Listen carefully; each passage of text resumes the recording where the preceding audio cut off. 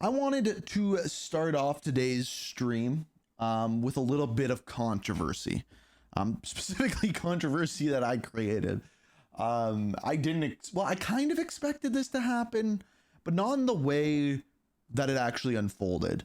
Essentially, here's what happened. Is yesterday I put out a video about supply drops and loot boxes, and I went super clickbaity with it. Now, oddly, it got more clickbaity on Twitter than it did on YouTube, which I think over the next couple of days, that'll probably change. And you'll see what I mean in a second. So basically what I tweeted is supply drops being removed from Call of Duty was actually a bad thing. We talked about why, but it's not why you think. So I think like the worded part there is pretty straightforward, but the picture I put up is bring loot boxes back in Call of Duty, and then I linked to the video. Now, just to be clear, this was a pretty even keel take on what I was saying is supply drops, when they were implemented, increased player retention, added something to grind for, and therefore were actually a good thing for the game until they were monetized and then made egregious and then made slot machines and everything like that. And I said when they removed them, they didn't replace them with anything else. So all of that grinding that people got used to was now gone, and to this day has never been replaced. They replaced it with battle passes, which are dumb, and they replaced it with bundles, which are dumb. I think that's a pretty even keel take. Like I think you can vibe with what I was saying about that, right? So let's check out some comments, shall we? So we have COD Warfare just replying with like a thinking face. I'm fine with that. Loot boxes are much more exciting than battle pass in my opinion. And that's pretty much what I was saying. That's someone who I think watched the video. Then we have someone else here. A great video and recap on how microtransactions evolved. Basically talking about what I talked about in the video. But then as we go further down, we get into some things where people get angry. No, let's have a revisionist history of with loot boxes. They always were and still are terrible. And I do see what people say about that with them including weapons and things like that. Day one, whatever thousand of people saying this is a bad thing without explaining why.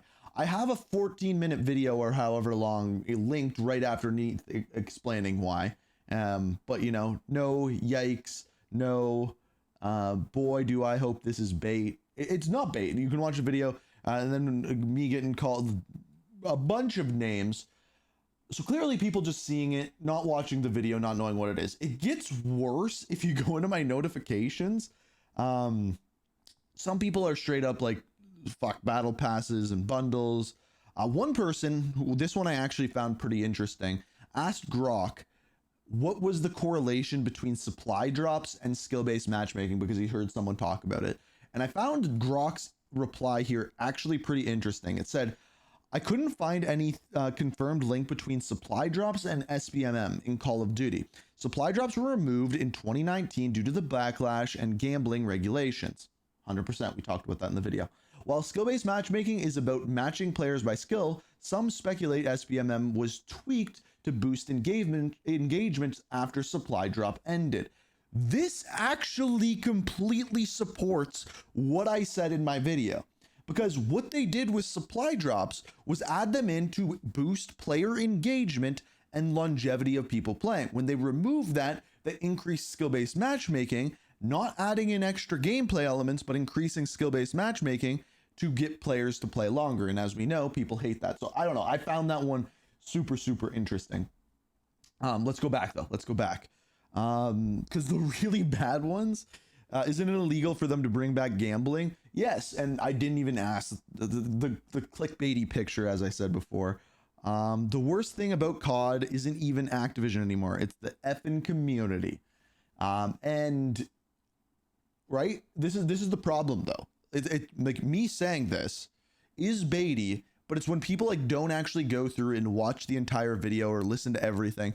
And I think you can even see this even further when you go and look at the video. So first of all, the video didn't do very well, and I think it will over the next 2-3 days pick up some steam. And in fact, I bet you this video on Ink TV probably gets more views than this one in the first day. I bet but you as are already writing down in the comments, telling me why I'm wrong, telling me. And I was right about this. People like immediately click on something. Like to dislike, I think it's a 93% like to dislike ratio. But comments, let's read the comments here. Not every every game needs to be live service, which I completely agree. But at this point, Call of Duty is live service, so you just kind of have to expect that.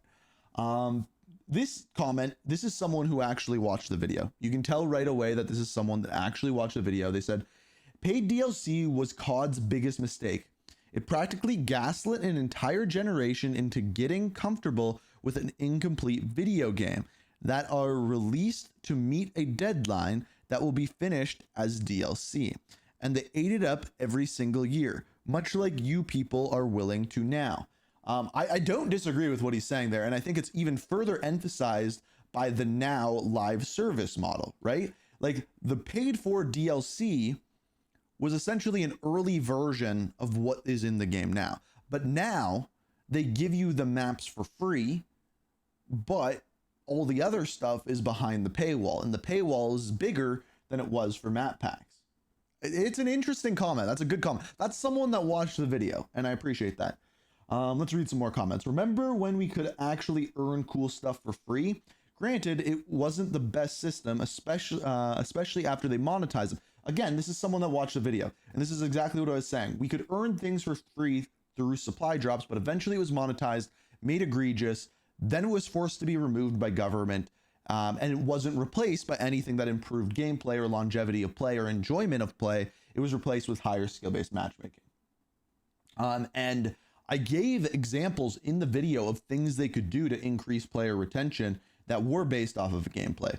And this is something we've talked about a lot on the channel, where I say, for example, adding in tournaments and a tournament system like gunfight tournaments, where if you win a tournament, you get a blueprint, or I would prefer camos, is a great system. And then you could do the same thing. Like I think game modes like search and destroy would work fantastically for this. Let's read some more comments. I still prefer a simple play and unlock by doing things in-game system. Okay. Like late 2000s, early 2010 MP games had. But out of the two eras of COD you mentioned, the loot boxes weren't a bad idea. They just should never have been monetized. And that's exactly what I was saying in the video. If you were guaranteed something legit cool after playing a few rounds and there'd never be any repeats, player retention would undoubtedly go up. And eventually, and I talk about this in the video, that is what they did with the system in Call of Duty World War II, where you could use salvage and you could pick individual items, and that would, therefore, you could go directly for that. And seeing how fast devs can make new stuff into the game, tags, skins, camos, guns, operator skins, etc., there'd be a consistent flow of content. I completely agree. It's a better strategy than Battle Pass for sure. And I think the current state of Battle Passes is horrible. And I'm thinking with Season 5, I maybe do a hot takes video similar to this one on that. Black Ops 3 supply drops were absolutely the worst. By the way, Lucario Project was someone who helped me with all of my Black Ops 3 videos, so I love that he's commenting this. Were absolutely the worst, especially, like, he was the person that helped me with the 5 Things series. So if you were around the channel back then, you would know him. If you played a lot of zombies, especially if you played a lot of zombies, but the sad part is that if you took everything that was in those supply drops in a hypothetical zero dupe scenario to buy everything, the modern bundle system in Black Ops 6 is already more than doubles the amount of money you'd spend to unlock everything that existed in Black Ops 3. Ooh! What a take that is. The Lucario, I always say his name wrong, by the way. That was even a thing back in Black Ops 3. Supply drops got ripped apart by the amount of filler that existed in them, but then what do you call the junk that's put in bundles that drag the prices up to 30 plus? This is a W comment. This is about as W of a comment as you can get. And that's essentially one of the things that I was trying to say throughout the video. Ooh, this is a good one. This is a good one. It got 11 likes. Oh, T-Dog actually commented as well. Isn't this what Nero was saying and you trashed him for it? 2 people replied, he's not advocating for them to come back though. He's stating both systems suck. Yes. And I said, no, not exactly. I am actually advocating for something like that to come back, but it's not something that is monetized. And then T-Dog down here, bring back supply drops, but make the guns earnable as well. T-Dog, my dog. I think we got to bring back, bring T-Dog in for our next episode of Hot Take. Maybe we do one on battle passes with season 5 and we get T-Dog's hot take. I bet you he'd do that with me. I actually almost guarantee you he'd do that with me. In my opinion, microtransactions like those in recent Call of Duties shouldn't have made it into game consoles and shouldn't have remained on PCs to remained exclusive to PC and mobile. I don't know. I don't understand that one. We just need more ways to earn cosmetics for free. I agree with that. That's what I miss most about supply drop in Call of Duty games. Games like World War II, Modern Warfare Remastered, Black Ops 4 let you grind so many cool cosmetics instead of having to buy $30 bundles. Absolutely. And I think what it comes down to is one thing and one thing alone.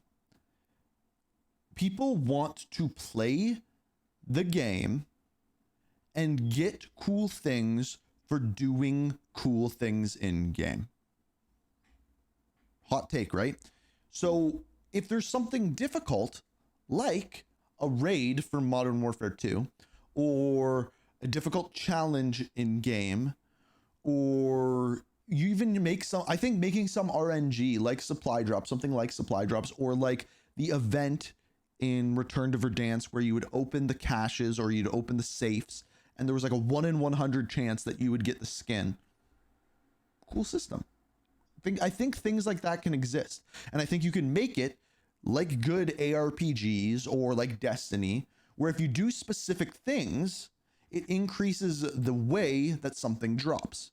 So adding almost a looter shooter element into Call of Duty, I think would be really, really cool. Really, really cool. Will they ever, like, for example, let's say that there was a system to earn camos or something else that's cool like that, where in multiplayer, you had to do something specific on a map. Like, say, for example, you get Nuketown. No, let's not use Nuketown. Let's use Skyline. Is that even the name of that's the name of the map, right? And there was a challenge for getting 25 kills on that map. And if you completed it, you had a 1 in 20 chance of unlocking said item. That one might not be that great because you can't actually pick, well, you can kind of pick what maps you play, but it's kind of up to chance on itself. So maybe that's a bad example. Or using assault rifles, get 75 kills in a game. Okay, that's difficult to do. And when you do it, there's a 1 in 10 chance of an item dropping.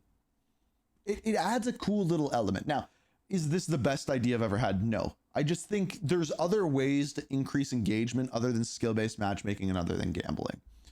And I think you do that, and then you make some actual good paid for content. Like you put out a really good skin for Captain Price or something like that. I would pay for it. I'll give you an example.